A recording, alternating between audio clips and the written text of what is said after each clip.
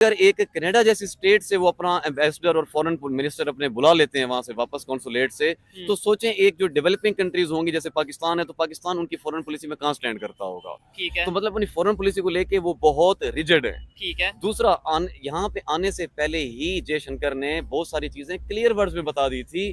उनका एक बहुत प्यारा ट्वीट था ठीक है। कि आई विल, मतलब एक तो मैं बायलैटरल रिलेशन के लिए नहीं जा रहा, दूसरा हाँ। मैं जो भी सिचुएशन होगी उसको अकॉर्डिंग। ठीक है। अब रिसीव करने के लिए उनको कौन गया, हमारा नुमाइंदान जो है वो कौन थे। ठीक है। मतलब मैं नहीं समझता कि, मतलब मुझे उनका नाम भी नहीं पता। जो लोग रिसीव करने के रिसीव हैं, करने के वेलकम लिए, करने के लिए एग्जैक्टली। एयरपोर्ट पे पहुंचे हैं, वो हाँ। उन्हें मुझे भी नहीं नाम का पता, कोई सेक्रेटरी वगैरह होंगे या कुछ मतलब कोई पॉपुलर डेलीगेशन है ही नहीं, बच्चे ठीक। लग रहे थे उसके अंदर, या पॉपुलर फेस नहीं थे, जिनकी ठीक है। पाकिस्तान में ये पहचान नहीं है। आप रिसीव किसको करने जा रहे हैं? जयशंकर को, इंडिया के फॉरेन मिनिस्टर को। इंडिया के फॉरेन मिनिस्टर को, जिसकी वर्ल्ड वाइड एक रिकग्नाइजेशन है, एक बहुत अच्छा पोर्टफोलियो बना हुआ है। ठीक है। तो जब आप उनको रिसीव करने के लिए जा रहे हैं, मैं ये एक्सपेक्ट कर रहा था बेसिकली कि कम से कम कोई फॉरेन मिनिस्टर, कोई हाँ, मतलब उनके लेवल का हो लेवल ये। का बंदा, कोई पॉपुलर बंदा, अच्छा उससे बेनिफिट पाकिस्तान को ही पहुंचता, ठीक है। क्योंकि उन्होंने अकॉर्डिंगली रिस्पॉन्ड करना था ना। हाँ। तो जब कोई स्टार्ट में उनको वेलकम भी बहुत अच्छा मिल जाता, ठीक तो है। उनकी एक्सपेक्टेशन हाई सेट हाई होना हो शुरू जाती, होती। बिल्कुल। फिर वो समझते कि Pakistan basically out of the way जाके ओब्लाइज करना चाह रहा है इंडिया को। ठीक है। जब out of the way Pakistan oblige कर रहा है, इसका मतलब है कि पाकिस्तान ताल्लुकात वाकई बेहतरी की तरफ चाह रहा है इंडिया के साथ।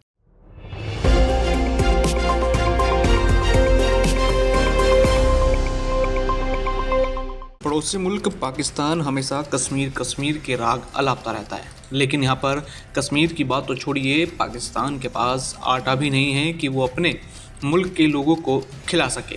और यहाँ उम्मीद है कि भारत के लोग उन्हें आटा ऑफर करेंगे, यानी एस जयशंकर जो एससीओ मीटिंग के लिए मौजूद थे वो उनको बहुत कुछ देकर जा सकते थे, लेकिन पाकिस्तानियों ने मौका गंवा दिया। इसके ऊपर एक बड़ी चर्चा हुई और काफ़ी अलग रिएक्शन निकलकर पाकिस्तान का आया। देखिए कि क्या रिएक्शन उनका आया, और ये कश्मीर और ये आटा दो वाला मुद्दा क्या है। कि भी यूनाइटेड नेशंस में उन्होंने बोला कि भाई टेररिज्म को कंट्रोल करना चाहिए, खत्म करना चाहिए। अपना घर में भी वो यही स्टांस लेते हैं और हमारे घर में आके भी उन्होंने वही स्टांस रखा है, ऐसा नहीं किया। ऐसे अब देखें, फॉरेन डिप्लोमेटिक होते हैं रिलेशन, ठीक है। लेकिन डिप्लोमेसी के अंदर आपको ऑथेंटिसिटी रखनी पड़ती है। ठीक है। आप कभी भी ऑथेंटिक हुए बगैर डिप्लोमेट नहीं हो सकते, अदरवाइज क्रेडिबिलिटी लूज होती है। ठीक हो गया। इंडिया अगर फॉरेन पॉलिसी के ऊपर डिप्लोमेटिकली प्ले करता है, लेकिन वो डिप्लोमेटिकली ऑथेंटिक वे में प्ले करता है। ठीक है। अगर वो ये कहता है कि हम रशिया से क्रूड ऑयल लेंगे, वो लेता है। ठीक है। और इसके अगेंस्ट मतलब ये है कि वो किसी प्रेशर में आके ये नहीं कहता कि नहीं मैं नहीं ले रहा। ठीक है। वो लेता है और उसको जस्टिफाई करता है कि हाँ मैं इसको किस तरीके ले रहा हूँ। लेकिन पाकिस्तान का अगेन इसकी जो है ना वो बड़ी इसके लिए टर्मिनोलॉजी यूज होती है, इसकी उस तरह की मतलब एक पॉलिसी है जो फॉरेन पॉलिसी है ना, वो क्लियर नहीं है, क्रिस्टल क्लियर नहीं है। ठीक है। क्योंकि ये सारा कुछ होता है नैरेटिव बिल्ड करने के लिए। ठीक है। पाकिस्तान और इंडिया का जो मेन फर्क है वो फर्क यहाँ पे आता है। पाकिस्तान में जो नैरेटिव बिल्ड किया जाता है बेसिकली वो ज्यादातर किया जाता है रिलीजियस के ऊपर, कल्चर के ऊपर। ठीक है। अब जैसे रिलीजियस से मुराद के आप अगर एक्सट्रीमिज्म पैदा कर दें या सुन्नी शिया कॉन्फ्लिक्ट पैदा कर दें, इसके ऊपर आपको किया जाता है, नैरेटिव बिल्ड किया जाता है। ठीक है। या इंडिया के अगेंस्ट जैसे हमने नैरेटिव सारी जिंदगी बिल्ड करने की कोशिश की। ठीक है। तो बाहर जो इंडिया का है उनका जो स्टांस है वो क्या है? वो डिफरेंट है। वो अब नैरेटिव बिल्ड करते हैं कि हमें बेनिफिट कहाँ से होगा। ठीक है। कि अगर हम ट्रेड इस कंट्री से करते हैं तो हमारे मुल्क की इकोनॉमी बेहतर होगी, अगर हम टेक्नोलॉजी यहाँ से बाय करते हैं तो यहाँ से हमें बेहतर होगा। हमारा नैरेटिव जो है वो ट्रेडिशनल है, उनका जो नैरेटिव है वो मॉडर्न है। मॉडर्न है। अच्छा, इधर एक चीज आपने बोला ना एक्सट्रीमिज्म के हवाले से, ये भी इंडिया के फॉरेन मिनिस्टर पाकिस्तान में बैठ के कह के गए हैं कि भाई 3 इवल्स हैं, एक तो ये टेररिज्म, एक एक्सट्रीमिज्म और तीसरा सेपरेटिज्म, ये 3। और साथ उन्होंने बड़ी बात की है कि अगर कोई हमारी सॉवरेनिटी को अगर वो हिट करेगा या हमारी खुद मुख्तारी को वो हिट करेगा तो हम जो सा उसके ऊपर कभी कंप्रोमाइज नहीं करेंगे या किसी भी स्टेट को। ये 3 चीजें जो उन्होंने डिस्कस की हैं, आपको लगता है कि टेररिज्म, एक्सट्रीमिज्म, सेपरेटिज्म, ये तीनों चीजें कहीं ना कहीं एलिमेंट हमें देखने को मिलते हैं? हाँ क्यों नहीं, बिल्कुल। अब देखें ना, आपके घर में बैठ के वो ये बात कर रहे हैं, तो क्योंकि इंडिया हमेशा हर इंटरनेशनल प्लेटफॉर्म पे ये बात करता है कि पाकिस्तान की तरफ से हमें टेररिज्म के कंप्लेन है। ठीक है। कि वहां से मतलब बेसिकली इंडिया के अंदर पास्ट में उनके अकॉर्डिंग, इंडिया के अकॉर्डिंग 26/11 सारे मामला हुए हैं। तो एक तो उनका इससे रिलेटेड बातचीत थी। ठीक है। दूसरा सेपरेटिज्म का जो उनका बेसिकली मेरे ख्याल से इंडिकेशन थी वो उनकी थी गिलगित को लेके। ठीक है। क्योंकि गिलगित के अंदर उन्होंने जयशंकर ने 1 रोड एंड 1 प्रोजेक्ट जो सी पैक के अंदर हो रहा है, ठीक है, बहुत बड़ा प्रोजेक्ट है। ठीक है। अकॉर्डिंग टू जयशंकर, क्योंकि गिलगित जो है वो ऑफिशियली पाकिस्तान का हिस्सा नहीं है, आजाद है, अच्छा, डिस्प्यूटेड टेरिटरी है। डिस्प्यूटेड टेरिटरी तो अकॉर्डिंग टू इंटरनेशनल लॉ आप गिलगित के अंदर इंटरनेशनल प्रोजेक्ट इतने बड़े पैमाने का कैसे कर सकते हैं। ठीक है। तो वो यहाँ पे बेसिकली ये कहना चाह रहे थे, जो उन्होंने ये बात भी कही कि एससीओ से मैं ये भी मैसेज देना चाह रहा हूँ कि इंटरनेशनल कंट्रीज को चाहिए कि वो अपनी जो बाउंड्री लाइन है ना उसको रिस्पेक्ट करें, हाँ, और दूसरों की भी रिस्पेक्ट दूसरों के भी रिस्पेक्ट करें। यहाँ पे सोवरेनिटी ऑटोमेटिकली आ जाती है, ऐसे ही है। क्योंकि जब आप उनकी बाउंड्री लाइन को रिस्पेक्ट करेंगे आप उनकी सोवरेनिटी को रिस्पेक्ट करेंगे। जब ठीक है। उनकी बाउंड्री लाइन को आप ब्रीच करेंगे आप उनकी सोवरेनिटी के खिलाफ जाएंगे। ठीक है। डॉक्टर जयशंकर पाकिस्तान में मौजूद है, बड़ी जबरदस्त बात याद आई है, वो पौधा लगा के गए हैं। हाँ, ठीक है, बिल्कुल। क्या समझते हैं अगर रिलेशन बेहतर होते या कुछ इस तरीके से हमारे मामला कोई बेहतरी की तरफ जा रहे होते तो वो पौधे की जगह पौधा तो लगाते, लेकिन उस पौधे की बुनियाद की जगह किसी यूनिवर्सिटी की बुनियाद रख जाते। सऊदी अरेबिया में या अरब कंट्रीज में वो अपनी यूनिवर्सिटीज अपने इंस्टीट्यूट शेयर कर रहे हैं, वहां पे जाके ओपन कर रहे हैं। हमारे यहाँ पे कर देते तो आपको नहीं लगता कि हमारे इधर एक बूम आता है एजुकेशन का, बड़ी डेवलपमेंट आ जाती है एजुकेशन सेक्टर में और हमारे स्टूडेंट्स की सोच बदलती?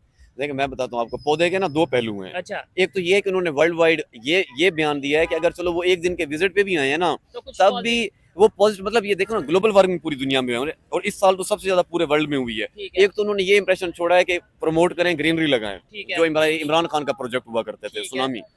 अच्छा, दूसरा जो आपने बात की ना कि अगर ताल्लुकात हमारे बहुत अच्छे होते तो शायद वो फिर यूनिवर्सिटी गिफ्ट करके जाते। जो इंडिया को प्रॉब्लम नहीं है, उन्होंने पास 3-4 दिन पहले मालदीव जैसे मुल्क को 6,000 करोड़ के वो किए हैं, डोनेट किए हैं, जो पाकिस्तानी 20,000 करोड़ बनते हैं। ठीक है। इंडिया को डोनेट करने में प्रॉब्लम नहीं है, लेकिन हमारे मुल्क में डोनेशन तो यूएसए भी करता है ठीक है। एजुकेशन को लेके, बहुत सारी और कंट्रीज भी करती हैं, ठीक है। लेकिन सवाल ये क्या वो पॉजिटिवली यूज होती हैं? अगर वो होती तो पाकिस्तान का जो हमारा बजट है एजुकेशन का वो 4% भी नहीं है, ये चीज है। और अफसोस वाली बात 4% है। में से जो लगता है वो 2% भी नहीं है, और 2% में से भी जो लगता है उसके अंदर जितनी करप्शन है वो निकालो तो बजट क्या है। ठीक है। तो आपके मुल्क की जो लिटरेसी है वो एक तो पूरी दुनिया में मेरे ख्याल से शायद लास्ट 10 में आती होगी, दुनिया के टॉप 500 यूनिवर्सिटीज में भी हमारी यूनिवर्सिटी नहीं आती। ठीक है। फिर इससे हट के भी जो आप खुद बताएं, पिछले आपने 50 सालों में कौन सा कोई एक ऐसा कारनामा, ऐसा कोई स्टूडेंट पैदा किया जिसने दुनिया के अंदर आईटी, साइबर सिक्योरिटी कह लें, टेक्नोलॉजी कह लें, एग्रीकल्चर कह लें, किसी भी चीज के अंदर उसने ना कोई नाम पैदा किया। लेकिन इंडिया के इस टाइम आप जितने भी देख लें सीईओ बड़ी बड़ी कंपनीज के इंडियंस बैठे हुए हैं, ठीक है। क्योंकि उन्होंने एजुकेशन पे इन्वेस्ट किया। उनका मेरे ख्याल से इंस्टीट्यूशनल स्ट्रक्चर ऐसा बन चुका है, उनके वहाँ पे एक एजुकेशन का लेवल इस तरीके से हो चुका है कि उनके जैसे आईआईटी की बात करें, ये मेरे ख्याल से जो उधर एडमिशन जिसका हो जाता है वो कंफर्म हो जाता है यार ये कुछ ना कुछ तो अब करेगा। ये भी देखें पॉलिटिकल ब्लंडर पास्ट में हुए थे। अब जब पाकिस्तान के अंदर ये एक बिजनेसमैन थे बहुत बड़े, उन्होंने बिल गेट को for the very first time invite किया था। अच्छा। कि वो बिल गेट यहाँ पे आईटी पार्क बनाना चाह रहे थे। ठीक है। तब हमारे मुल्क में नून लीग की गवर्नमेंट हुआ करती थी और ये प्रपोजल नवाज शरीफ को पुट फॉरवर्ड किया गया, जो भी पार्टी थी, जो भी पॉलिटिकल पार्टी को प्रपोजल आया, लेकिन उनको क्या लगा कि वो ऐसा कोई बच्चों का खिलौने वाला पार्क बनाना चाह रहे हैं, लिटरली। अच्छा। तो उन्होंने इसको सीरियस ही ना लिया।